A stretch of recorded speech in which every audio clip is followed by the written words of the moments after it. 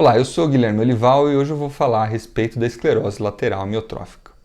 Antes de eu começar, eu queria pedir para você deixar o seu like, senão depois você vai esquecer. E aí no final, caso você goste, compartilhe o seu vídeo, se inscreva no canal e clique na notificação para você ficar sabendo quando tiver novos vídeos, tá? Bom, esclerose lateral amiotrófica é uma doença do neurônio motor, tá? É uma doença que pega justamente a região que junta entre o neurônio que sai do cérebro e vai para a medula e o neurônio que vai e pega formando o nervo para ir para a musculatura. Tá? Então, ela é uma doença que ela tem características que a gente fala tanto do neurônio motor superior, que são essas características da parte cerebral e medular do neurônio, quanto do neurônio inferior, que são os nervos periféricos. Tá?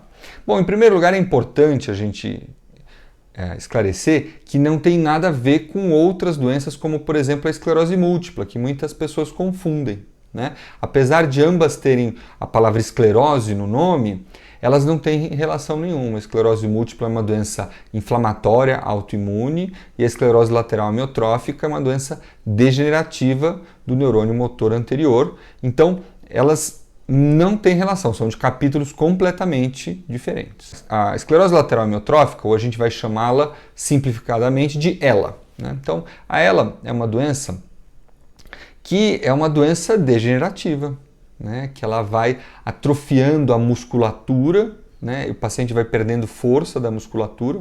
Ela começa em um braço ou uma perna e depois ela pega os 4 membros, né?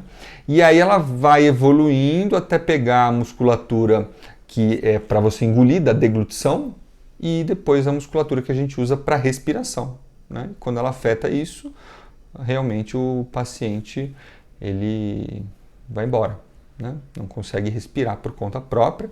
Em alguns casos até as pessoas mantêm a pessoa através de aparelhos, respirando, né? E aí é uma questão ética se a gente deve manter artificialmente a vida ou não. Entram questões aí até bastante complexas, né? Mas a pessoa, por conta própria, quando perde a capacidade de respirar, perde a capacidade da vida por conta própria. Bom, e a ela, a gente precisa tomar muito cuidado, então, na hora de fazer o diagnóstico. Né? É bastante difícil o diagnóstico, porque uma vez que você dá o diagnóstico, você está dando ou recebendo um diagnóstico de uma doença que ela é incurável e que ela vai evoluir inevitavelmente para a morte. Né? A gente, em quanto tempo isso vai acontecer? Isso é muito variável, né? Os estudos mostram que em uma média de 2 anos, ou seja, uma doença extremamente rápida, né? Mas a gente tem alguns pacientes que ficam aí até, alguns casos, mais de uma década com a doença, né? Recentemente tivemos aí o Stephen Hawking, que era um gênio da física que tinha a doença ELA, né? Mas eu já tive também pacientes que passaram muitos anos com a doença, ela evoluindo de uma maneira mais lenta, né?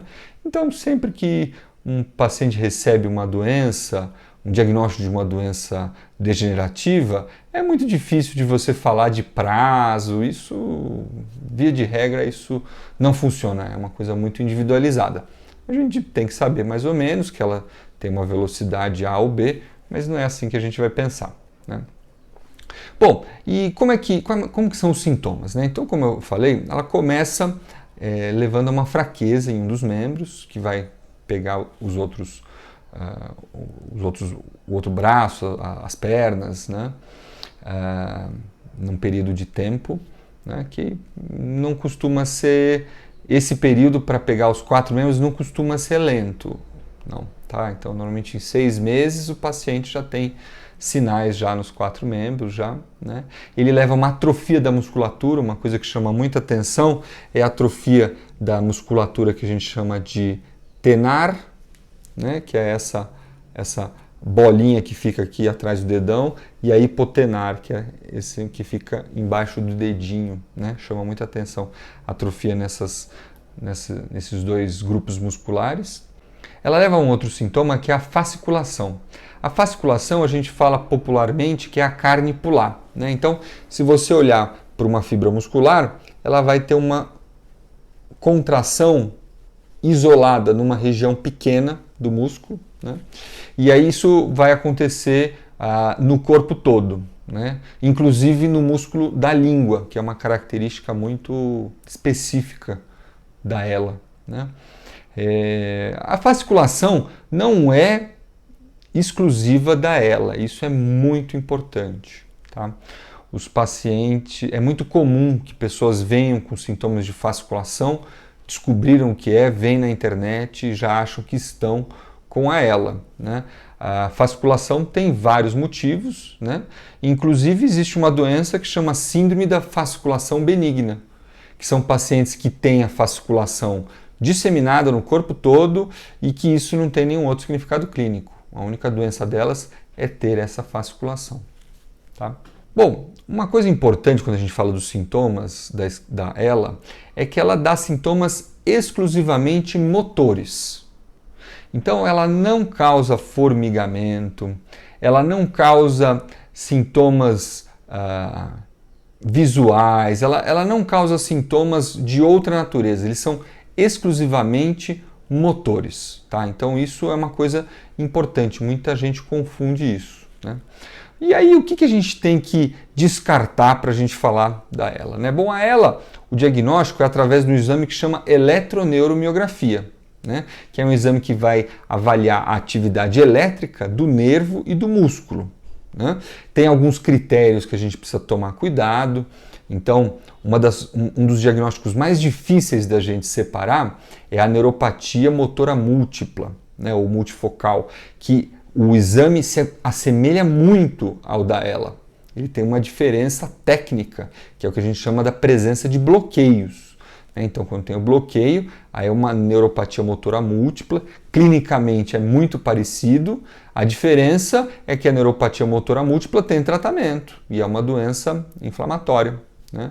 Não é uma doença degenerativa, né?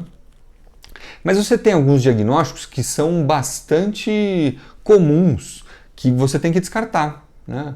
Por exemplo, uma compressão da coluna cervical, né? A hérnia cervical. Ela vai dar sintomas exatamente iguais ao da esclerose lateral amiotrófica, né? Pode dar fraqueza em um membro, pode dar essas fasciculações, pode dar atrofia na região da mão, né? Você precisa ver se tem realmente uma hérnia cervical para descartar isso, né? Já aconteceram inclusive casos de pacientes o contrário, né? Que tiveram a medula operada por uma hérnia cervical e era uma ELA, né? Porque os sintomas se assemelham muito, né? Mas você fazendo um bom exame, você vendo ali, você vê se tem ou se não tem, né? Além disso, você tem a quantidade de diagnósticos é muito grande, né? Tem uma doença que chama HTLV, né? Ou paraparesia espástica tropical. Também os sintomas são exatamente iguais, né? O paciente vai ter a paraparesia espástica tropical. Ela é uma doença típica de países tropicais, como é o caso do Brasil, né? E ela vai pegar principalmente os membros inferiores. E é uma doença viral, é um vírus, é o vírus HTLV. Você tem outras doenças virais que podem se assemelhar, né? A gente teve esse ano, né, um aumento significativo da sífilis, uma doença que tinha sido controlada, mas que nesses últimos anos aí aumentou tremendamente a quantidade de casos, né?